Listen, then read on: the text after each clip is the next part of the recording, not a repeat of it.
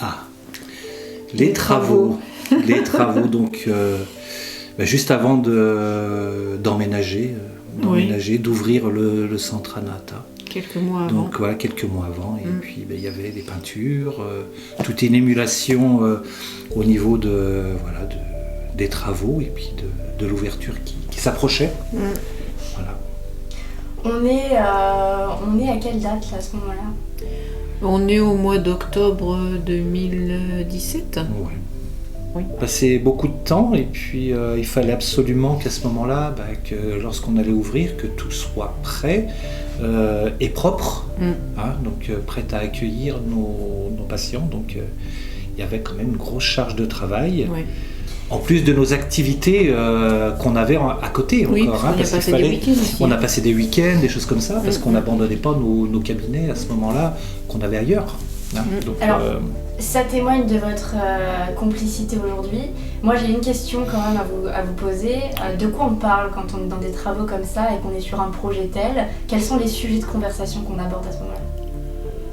Je crois qu'il y a de tout. Ouais. Il y a par rapport c'était bon enfant. Ouais, c'était bon enfant. On parlait pratique, nos pratiques diverses quand même, mais aussi de notre vie, parce qu'à ce moment-là, comme je disais tout à l'heure, on se connaissait pas. Est-ce que tu as des enfants? Est-ce que ceci? Est-ce que cela? On apprenait vraiment à se connaître. C'était les sujets de la vie de tous les jours. Voilà, parce que c'était un peu comme une colonie de vacances où on apprend à se connaître. Et donc, tu fais quoi dans la vie, etc. Tu es marié, pas, voilà. C'était ça. Et puis les projets aussi qu'on pourrait déjà amener dans cette des idées, des choses. Tiens, moi je verrais bien ça ou ça. Et vraiment déjà toute cette époque de travaux, c'était un moment très intéressant. Ouais, puis c'est vrai qu'il y avait une excitation, hâte de finir, de pouvoir ouvrir. Voilà, créer quelque chose à plusieurs. Et justement, Stéphanie, là tu nous parles d'une excitation d'ouvrir. À ce moment-là, quand est-ce que le centre ouvre? Le centre, là, il ouvre 2 mois après la photo. Oui, c'est-à-dire... janvier 2018. Janvier. L'inauguration. Avec, de la famille, des amis de la famille qui sont venus, puis comment on appelle ça, pas des autorités, mais des officiels. Des officiels, des représentants. Des représentants des associations de la commune, peut-être aussi, de la commune, etc. Voilà. Et puis on a échangé parce que y a des gens aussi là qui ne se connaissaient pas ce jour-là, donc ça a permis aussi de présenter ce qu'on était, qui on était, puis ce qu'on faisait. Il y avait les commerçants aussi. Il y avait les commerçants de la rue, il y avait les commerçants de la rue aussi. Donc ça a permis aussi de partager, de nous faire connaître. C'était un moment important pour vous, cette inauguration? Oui, parce que ça a marqué le point de départ de l'association. Ouais, je pense que c'est un peu ça, Voilà, ça a officialisé vraiment l'ouverture, puisque les commerçants étaient présents à ce petit vin d'honneur, etc. Oui, c'est un moment important. Ah oui, c'était les créatives à Saint-Varan. Les créatives à Saint-Varan, c'était début septembre. C'est ça. En septembre.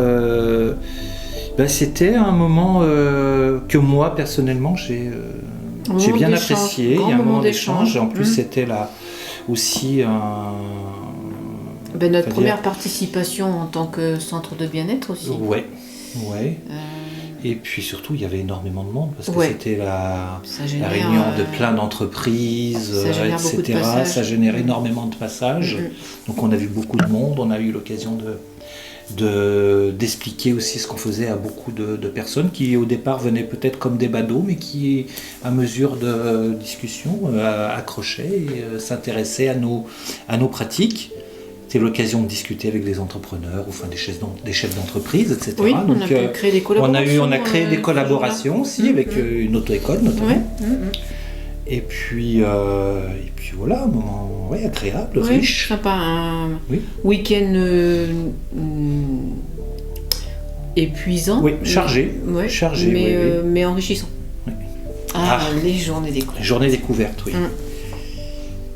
Ça, c'est une idée qu'on a eue tous les deux. Ouais. Je crois, hein. On en avait parlé plusieurs fois.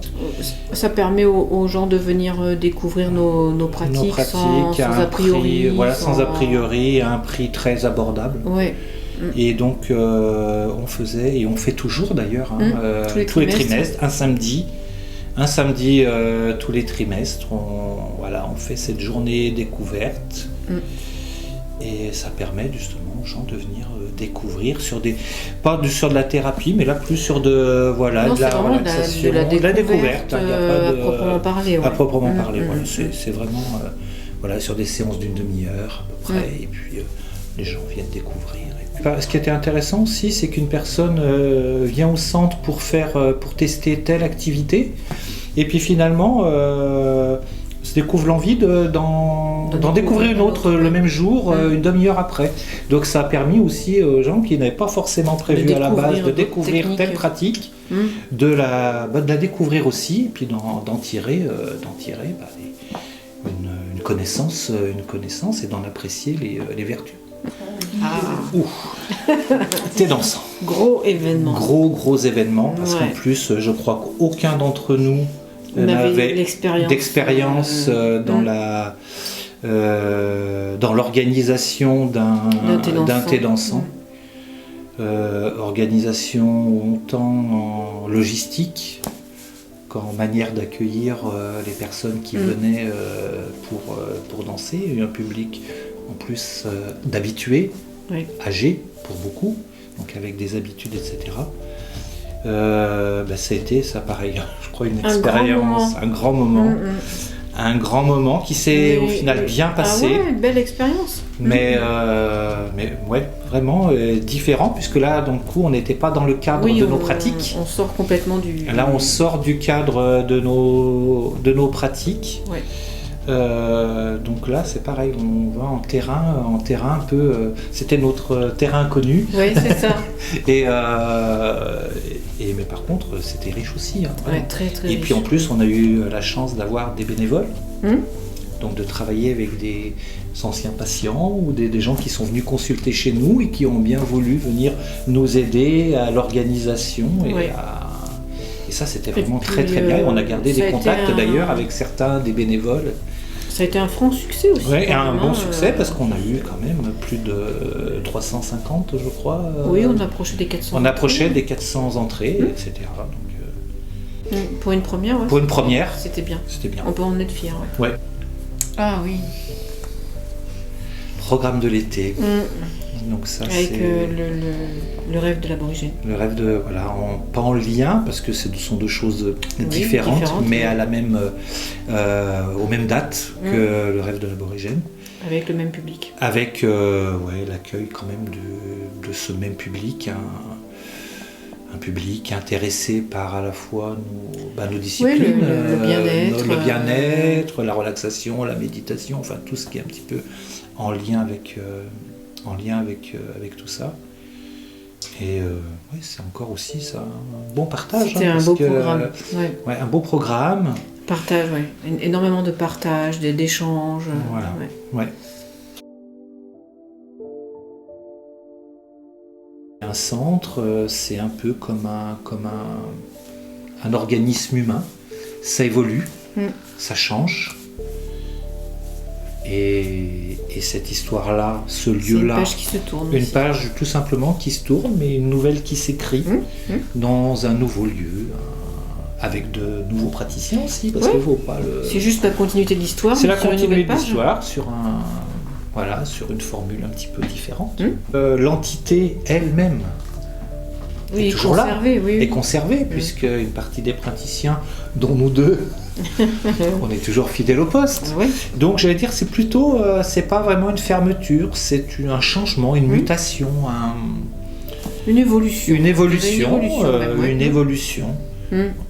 Voilà. Qu'est-ce qu'on pourrait souhaiter à l'entité Anahata ? Qu'elle perdure. Qu'elle perdure, qu'elle continue comme ça. Qu'elle garde son âme. Qu'elle garde son âme, qu'elle continue comme ça, que les gens aient toujours cette envie de venir nous découvrir, nous et nos pratiques. Et puis que que les gens prennent conscience aussi de l'importance du bien-être. C'est d'apporter des réponses à des gens qui ont besoin. Et puis une prise en charge, plus complète du patient. Voilà, de continuer à faire découvrir nos pratiques. Oui, toujours. À continuer nous-mêmes à nous former, parce que voilà, on a créé depuis peu donc une nouvelle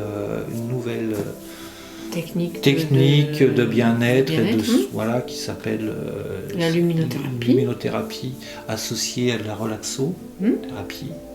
Des collaborations avec des partenaires complètement inattendus, du style un institut de beauté, un bar, peut-être des interventions sur des aires d'autoroute. Voilà, on est en pourparlers avec une entreprise pour se déplacer et faire du soin en entreprise.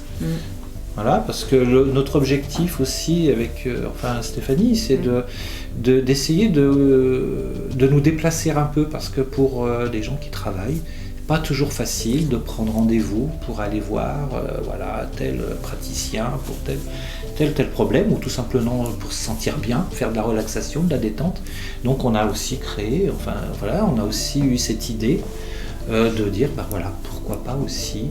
On a créé le collectif Le collectif propose.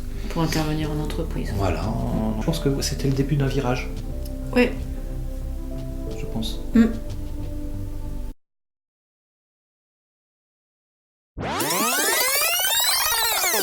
Pour terminer, si tu devais nous donner un mot, Stéphanie, un seul qui te qualifierait, toi personnellement ou ta profession, lequel serait-ce ?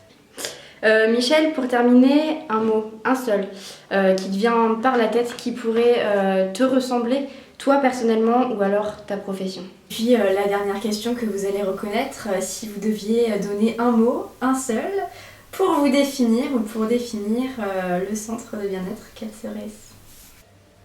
Bienveillance. Moi je dirais bienveillance. C'est pas facile. Question piège. Je crois que si je me qualifiais, je dirais empathie. Empathie.